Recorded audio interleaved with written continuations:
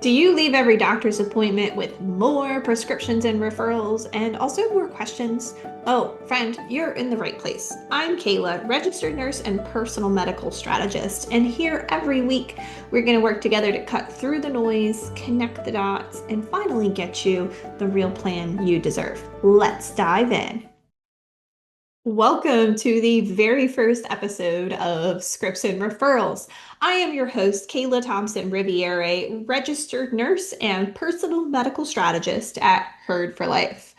So, have you had this experience where you've got something going on medically and you go to the doctor and they don't know what it is off the bat?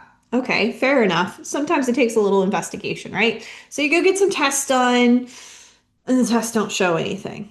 So then they send you to another doctor. Maybe they give you a prescription too. Scripts and referrals, they love to hand them out. Anyways, that cycle repeats. Well, for some people, they get their answer, especially if it's something relatively simple or common. Unfortunately, if you have something outside of the realm of typical, the American healthcare system is not designed to figure it out.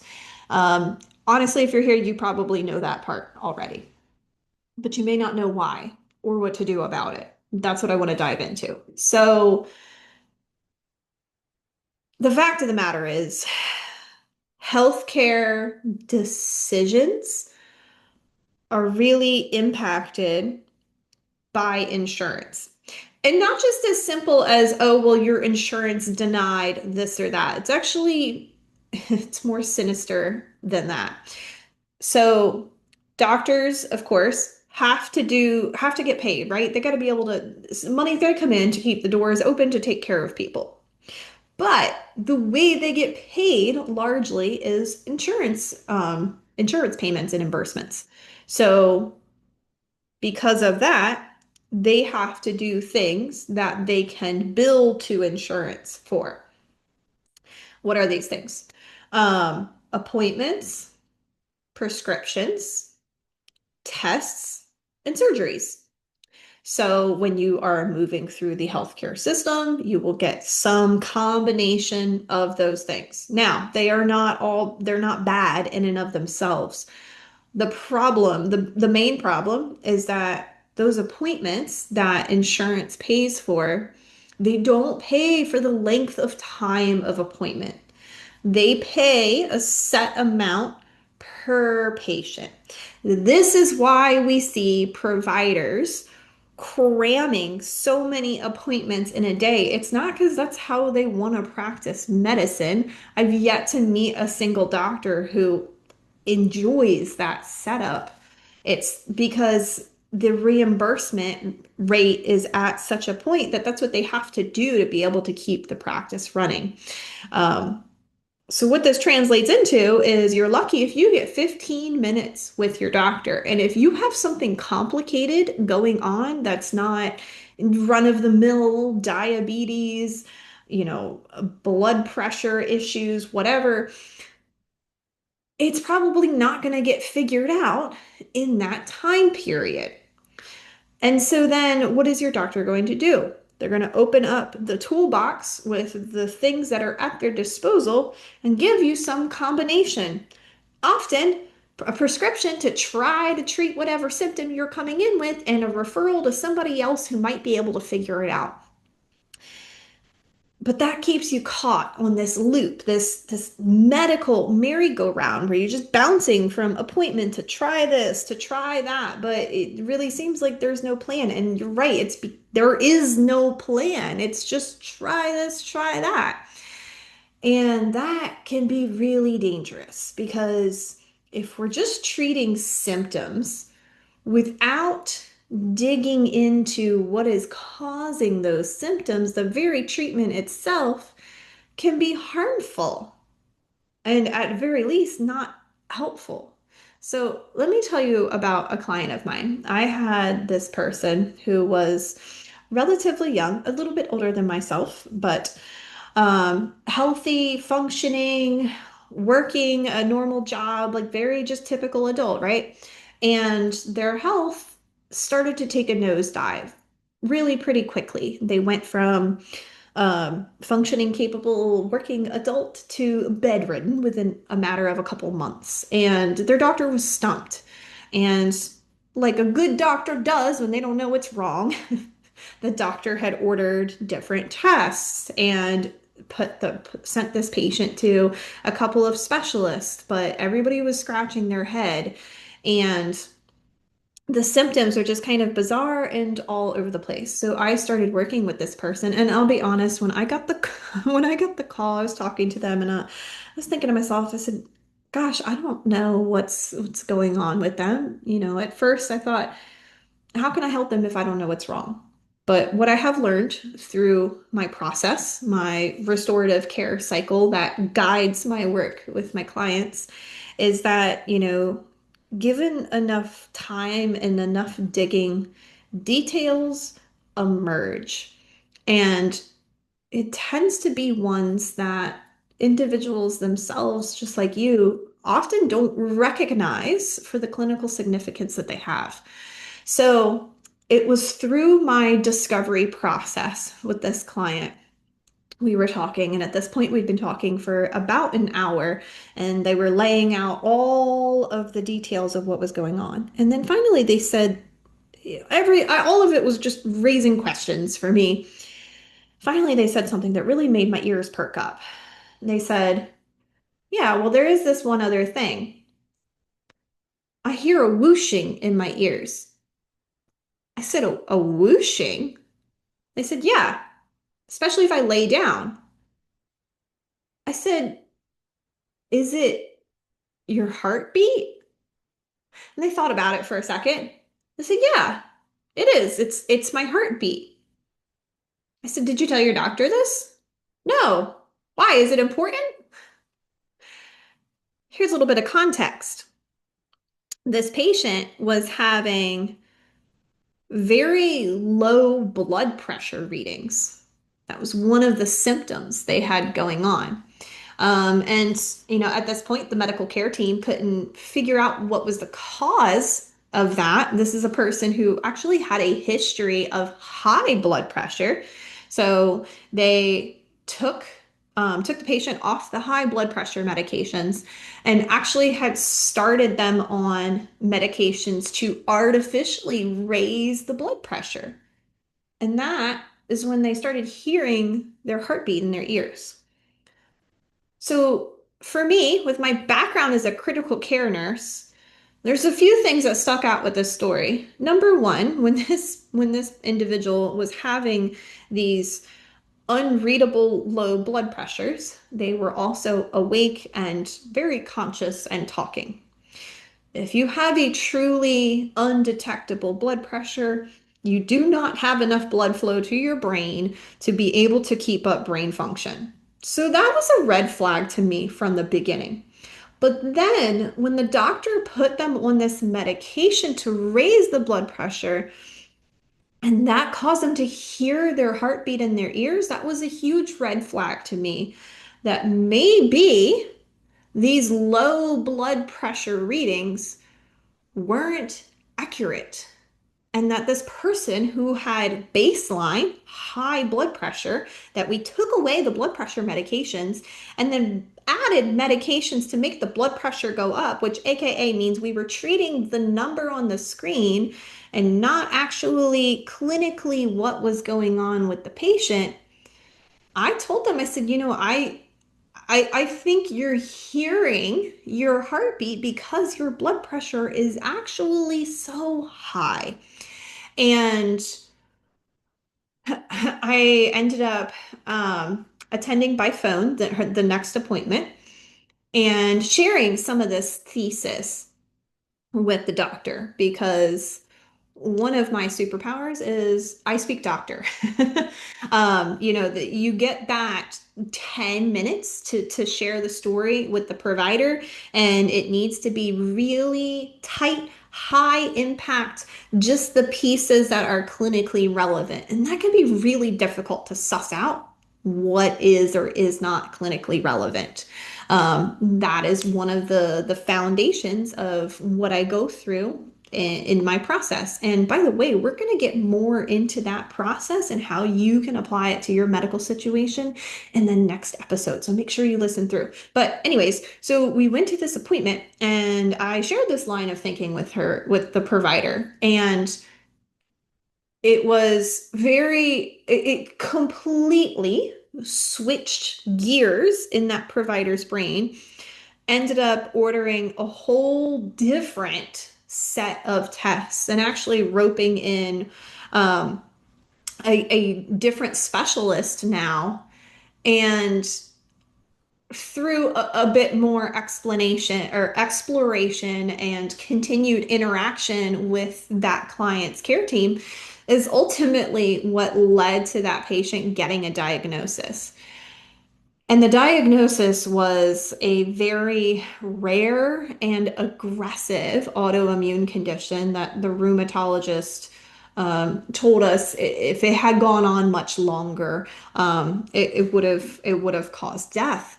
So it's just wild to me that often it comes to for things that are really out of the box and unusual. Um, it takes time to dissect it and then be able to boil it down and present it to the care team in that way. Like I said, I was talking with this client for an hour before that piece of detail came out that they didn't even know was clinically significant. Thank God that we had that opportunity. Um, but it just really highlights that this is why you're not getting the answers that you need is because nobody has stopped to take the time and to take the time, but also to take this like 10,000 foot approach because that's really what you need.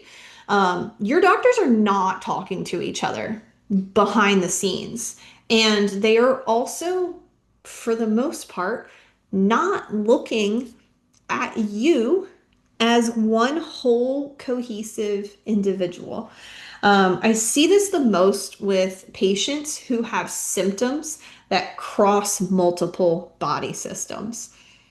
Because you go to, maybe you start at primary care, and primary care used to be that central hub that was, kind of overlooking everything and coordinating everything.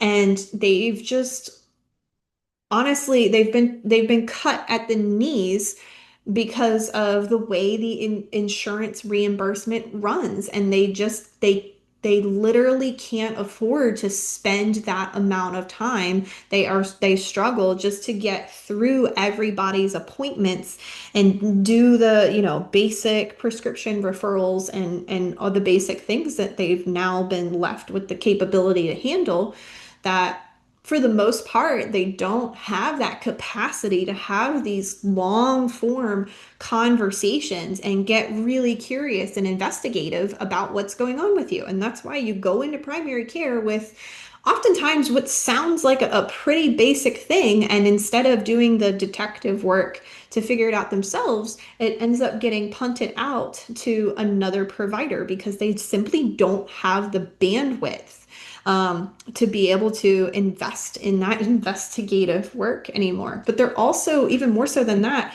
they largely are not, again, don't have that capability. And it's not, I want to be very clear.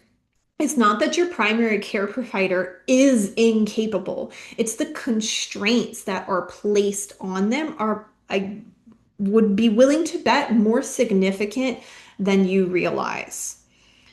And so they don't have the capacity to do all of the care coordination and all of the follow-up with all of the multiple providers for each of their individual patient. It's just not happening.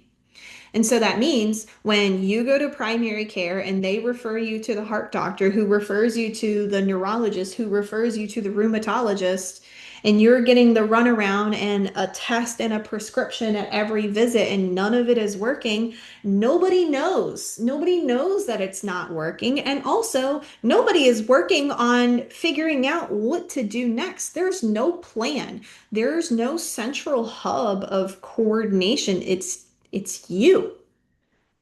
And that's awful and unfair, and it shouldn't be. It's an unrealistic burden to place on an individual. That's really why I started this work. I had a taste of it myself, and I found out firsthand, even though I know so much about the healthcare system and the human body and all these things, I know how difficult it is when you're the one, or it's your family member, you're sick and going through the issues. How you can't even think straight, let alone now you're in charge of coordinating all of these medical providers and trying to suss out what's pertinent and what's not, and what the plan even should be in the first place, or following up on everybody to make sure that these pieces were done, or, this test came back like this, so what are we going to do next? Like, that's an insane burden to place on a patient. But that's how that's how the system is operating today. And this is exactly why people like yourselves are slipping through the cracks, not getting the right diagnosis. For people with chronic illness, one out of every five diagnoses is wrong, it's 20% error margin.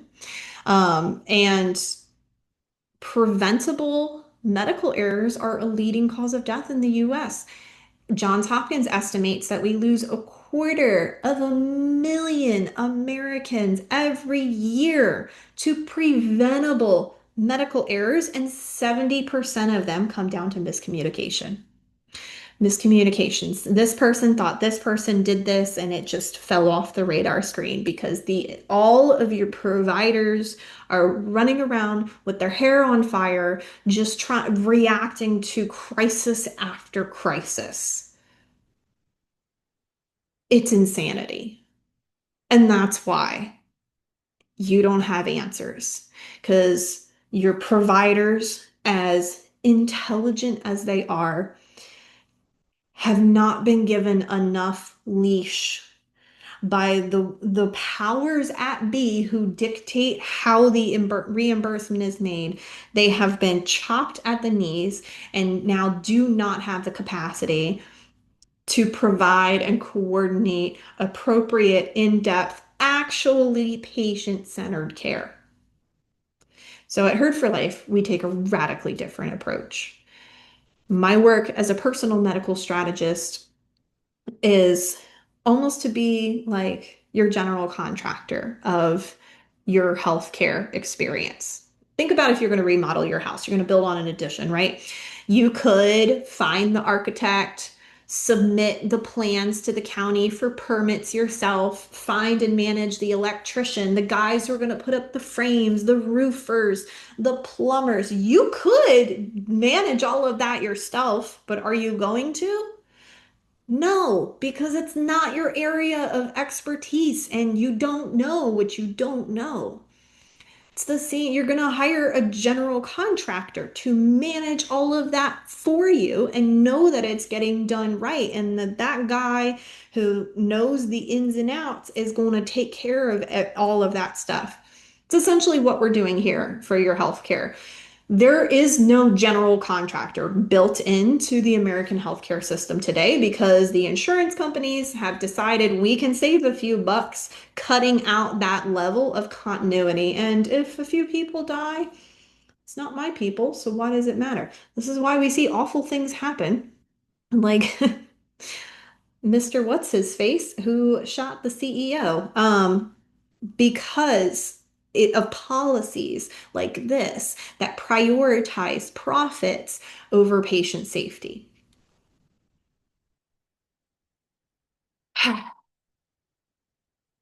It's just sickening. But this is not all doom and gloom. There is a way through. Come back over to episode 2, and we're going to talk about what you can do to put yourself back in the driver's seat of your healthcare experience. Thank you so much for being here with me for the opening episode of Scripts and Referrals.